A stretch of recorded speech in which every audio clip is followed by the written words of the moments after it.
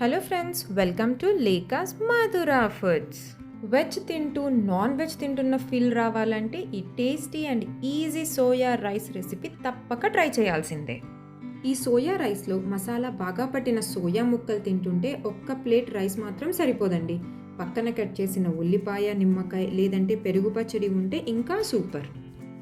ముందుగా ఒక గిన్నెలో 1/2 లీటర్ మంచినీళ్ళు పోసి వేడి చేసుకున్నాక 1 కప్ మినీ సోయా వేసుకొని 2-3 నిమిషాలు ఉడకనివ్వాలి. తర్వాత స్టవ్ ఆఫ్ చేసి నీళ్లు వంచేసి సోయా ఇంకా వేడిగా ఉంటుంది కాబట్టి ఒక గరిటె తీసుకొని చాలా లైట్గా ఇలా ఒత్తాలి. గట్టిగా ఒత్తామంటే సోయా ముద్ద అయిపోతుంది. ఒక ప్యాన్లో 2 టేబుల్ స్పూన్ల ఆయిల్ వేసి 1/2 టీ స్పూన్ బటర్ వేయండి. అది కరిగాక ఆవాలు, జీలకర్ర వేసి చిటపటమన్నాక 2 టేబుల్ స్పూన్ల జీడిపప్పు చిలికలు మరియు కొద్దిగా కరివేపాకు వేసి ఫ్రై చేసుకోండి.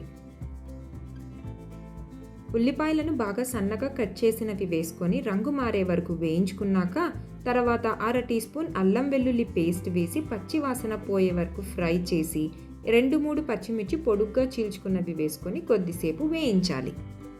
ఇప్పుడు 2 మీడియం సైజ్ టొమాటోలతో చేసిన టొమాటో ప్యూరీ వేసి బాగా ఉడికించాలి. ఇందులో 1/2 టీ స్పూన్ చొప్పున ఉప్పు, పసుపు, జీలకర్ర పొడి, 1 టీ స్పూన్ కారం, ధనియాల పొడి వేసి బాగా కలిపి పచ్చి వాసన పోయే వరకు వేయించాలి. టొమాటోలో ఉండే నీరంతా బాగా ఇంకిపోయేంత వరకు ఫ్రై చేయాలి. ఇప్పుడు సోయా ముక్కలు వేసి బాగా కలుపుకోవాలి. అవసరమైతే 1-2 స్పూన్ల నీళ్లు వేసి మసాలా అంతా సోయా ముక్కలకి బాగా పట్టేలాగా కలపాలి.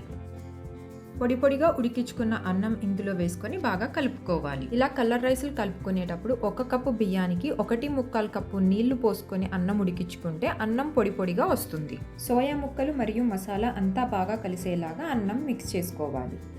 పులుపు టేస్ట్ కావాలనుకునే వాళ్ళు అరచక్క నిమ్మరసం మరియు కొద్దిగా కొత్తిమీర వేసి బాగా కలుపుకోవాలి. నిమ్మరసం వద్దనుకుంటే స్కిప్ చేయొచ్చు.